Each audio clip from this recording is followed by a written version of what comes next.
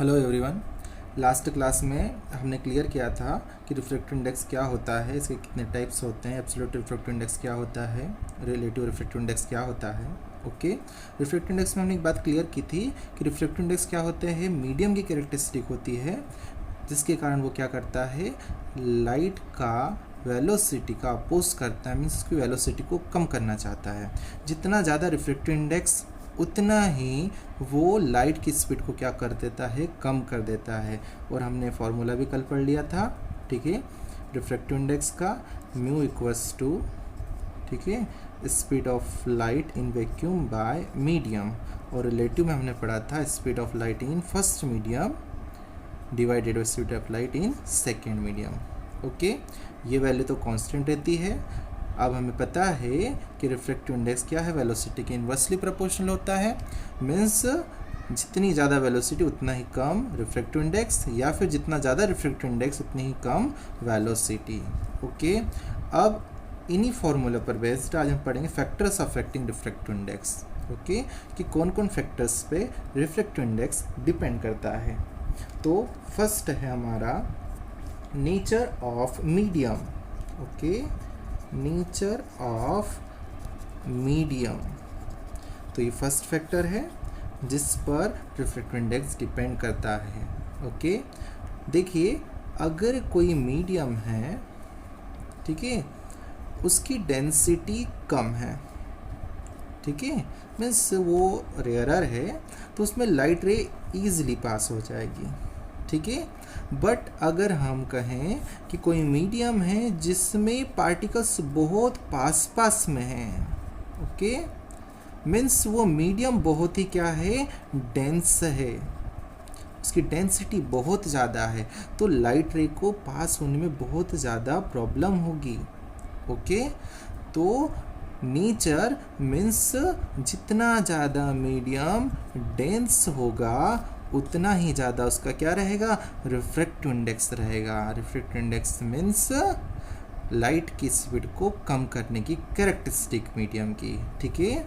तो जितना ज़्यादा मीडियम डेंस रहेगा उतना ही ज़्यादा क्या रहेगा कि आपका रिफ्रैक्टिव इंडेक्स ज़्यादा होगा। फॉर एग्जांपल कि अगर कोई लाइट रे एयर में पास होगी तो पार्टिकल्स बहुत दूर दूर होते हैं, क्लियर है, तो इसका रिफ्रैक्टिव इंडेक्स थोड़ा सा कम होगा, ठीक है। अगर लाइट रे वाटर से पास हो रही है तो उसमें पार्टिकल थोड़े से दूर दूर होते हैं, ठीक है, तो रिफ्रैक्टिव इंडेक्स जो वाटर का रहेगा वो एयर से क्या रहेगा, ज़्यादा रहेगा।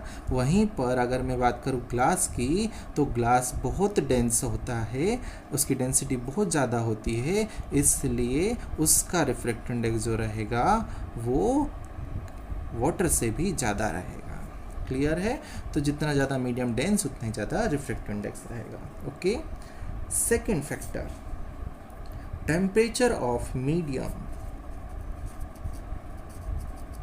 टेम्परेचर ऑफ मीडियम, ठीक है, टेम्परेचर पर रिफ्रैक्टिव इंडेक्स कैसे डिपेंड करता है। तो एक बात हमें पता है कि जो डेंसिटी होती है वो टेम्परेचर की इन्वर्सली प्रोपोर्शनल होती है। अगर आप टेम्परेचर बढ़ाओगे तो हमें पता है कि जब टेम्परेचर हम बढ़ाते हैं, ठीक है, तो पार्टिकल्स एक दूसरे से क्या करने लग जाते हैं, दूर दूर जाने लग जाते हैं, एक्सपेंड होने लग जाते हैं, क्लियर है, फैलने लग जाते हैं। और पार्टिकल दूर दूर जाएंगे तो उनकी डेंसिटी कम हो जाएगी, क्लियर है। तो टेम्परेचर बढ़ने पे डेंसिटी कम होगी, मीन्स जो मीडियम पहले बहुत ज़्यादा डेंस था वो कम डेंस हो जाएगा, और कम डेंस होगा तो उसका रिफ्रैक्टिव इंडेक्स भी कम हो जाएगा। मीन्स म्यू जो रहेगा वो टेम्परेचर के इन्वर्सली प्रोपोर्शनल रहेगा। टेम्परेचर बढ़ाएंगे तो आपका जो मीडियम है वो डेंस न रहकर रेयरर होता चला जाएगा, वो लाइट रे ईजिली पास हो जाएगी। जितना ज़्यादा टेम्परेचर बढ़ेगा उतना ही रिफ्रैक्टिव इंडेक्स क्या हो जाएगा, कम हो जाएगा। ओके, तो इन्वर्सली प्रोपोर्शनल होता है। थर्ड फैक्टर, ओके, तो थर्ड फैक्टर होता है nature of pair of medium. Nature of pair of medium, ठीक है। तो देखिए ये पेयर पर कैसे डिपेंड करता है रिफ्रैक्टिव इंडेक्स। तो कंसिडर कर लीजिए कि एक लाइट रे है जो रेयर से कहाँ जा रही है, डेंसर में जा रही है, ओके। तो रेयर से डेंसर में जाएगी, तो हमें पता है कि जब भी लाइट रे रेयर से डेंसर जाती है तो bends towards the normal. Okay, अब इस कंडीशन में अगर मैं रिफ्रैक्टिव इंडेक्स निकालूंगा तो हमें पता है कि सेकेंड मीडियम का ही रिफ्रैक्टिव इंडेक्स होता है, क्योंकि बेंड करने का काम तो वही कर रहा है, रोकने का काम तो वही कर रहा है। ओके, तो हम इसको कैसे लिखेंगे? Refractive index of denser medium with respect to rarer medium. ठीक है, अब इसका अगर हम फार्मूला निकालें तो रिलेटिव डेंस ये रिफ्रैक्टिव इंडेक्स है, तो speed of light in first medium divided by speed of light in second medium.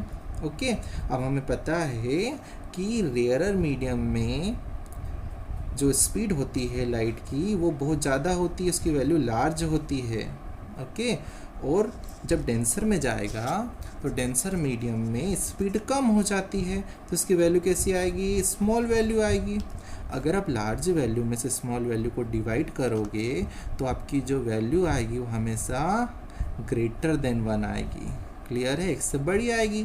तो हमेशा जो रिफ्रैक्टिव इंडेक्स रहता है डेंसर मीडियम का with respect to rarer medium वो ऑलवेज ग्रेटर देन 1 होता है। ओके, वहीं पर अगर आपकी लाइट रे अगर डेंसर मीडियम से रेयरर मीडियम में जा रही तो हमें पता है कि क्या हो जाएगी? Bends away from the normal. ठीक है, क्योंकि रेयरर में स्पीड ज़्यादा होती है। ओके, अब अगर हम रिफ्रैक्टिव इंडेक्स निकालेंगे किसका? मैंने बताया आपको कि जो लाइट रे को बेंड करने का काम कर रहा है उसका रिफ्रैक्टिव इंडेक्स हम निकालते हैं। तो refractive index of rarer medium with respect to denser medium. Okay, तो रेयरर मीडियम का निकलेगा, तो इसका फार्मूला क्या होगा? Speed of light in first medium divided by speed of light in second medium. Okay, अब हमें पता है कि फर्स्ट मीडियम जो है वो डेंसर मीडियम है, तो इसमें जो स्पीड रहती है डेंसर मीडियम का रिफ्रैक्टिव इंडेक्स ज़्यादा होता है। ओके, और इसमें स्पीड जो रहती है वो कम होती है, मीन्स वैल्यू जो हमें मिलेगी लाइट की स्पीड की वो स्मॉल वैल्यू मिलेगी।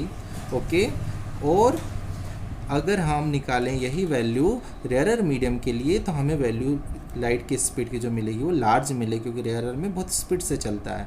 अब स्मॉल में से अगर लार्ज को आप डिवाइड करोगे तो वैल्यू हमें कैसी मिलेगी?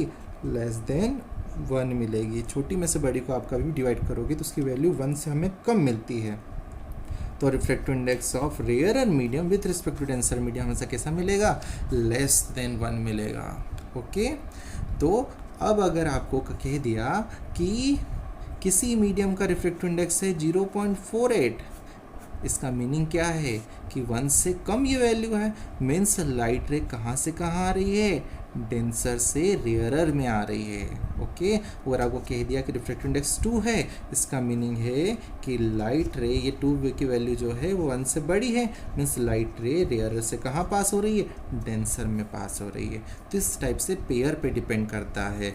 डेंसर मीडियम का रिफ्रैक्टिव इंडेक्स रेयरर मीडियम के रिस्पेक्ट में 1 से बड़ा होता है, और रेयरर मीडियम का रिफ्रैक्टिव इंडेक्स डेंसर के रिस्पेक्ट में 1 से छोटा होता है। ओके, इसके बाद next and last factor number 4। Okay, wavelength of light रे। वेवलेंथ ऑफ लाइट रे। ठीक है, वेवलेंथ पर कैसे डिपेंड करता है तो इसको हम क्लियर करते हैं। तो अभी हमने पढ़ा था कि म्यू की वैल्यू जो होती है c/v होती है। ठीक है, c is a constant, speed of light fix होती है 3 × 10⁸। ओके, अब v जो होता है, ठीक है, जो मीडियम में स्पीड है। अब हमें पता है स्पीड जो होता है 2 का प्रोडक्ट होता है, किसका किसका? फ्रीक्वेंसी इनटू वेवलेंथ, इन दोनों का प्रोडक्ट होता है। तो हम लिख सकते हैं mu equals to mu c means constant, ये वैल्यू कांस्टेंट है, v means frequency into wavelength. तो फ्रीक्वेंसी भी कांस्टेंट रहती है, हमें पता है रिफ्रैक्शन के फिनोमिना में फ्रीक्वेंसी हमेशा कांस्टेंट रहती है। तो हम लिख सकते हैं mu is inversely proportional to wavelength. Okay, means जितनी ज़्यादा वेवलेंथ रहेगी लाइट रे की उतना ही कम क्या रहेगा? उसका रिफ्रैक्टिव इंडेक्स रहेगा। वेवलेंथ आपको पता होगा कि एक साइकिल में जितनी डिस्टेंस कवर करता है लाइट रे, उससे हम उसकी क्या कहते हैं? वेवलेंथ कहते हैं। हमें पता है रेड कलर की वेवलेंथ जो होती है, ठीक है, वो वायलेट कलर की वेवलेंथ से बड़ी होती है तो वेवलेंथ के इन्वर्सली प्रोपोर्शनल है। तो रिफ्रैक्टिव इंडेक्स किसका, वॉयलेट कलर का ज़्यादा होगा, किससे, refractive index of red colour. Clear है। तो ये 4 फैक्टर्स हैं जिस पर क्या करता है, डिपेंड करता है। सो ओके, कौन डिपेंड करता है, रिफ्रैक्टिव इंडेक्स डिपेंड करता है। Okay, first nature of medium, ठीक है, टेम्परेचर, ठीक है, nature of pair of medium and wavelength of light रे। ओके, तो ये फैक्टर्स आप लोगों को आना चाहिए। Okay, thank you.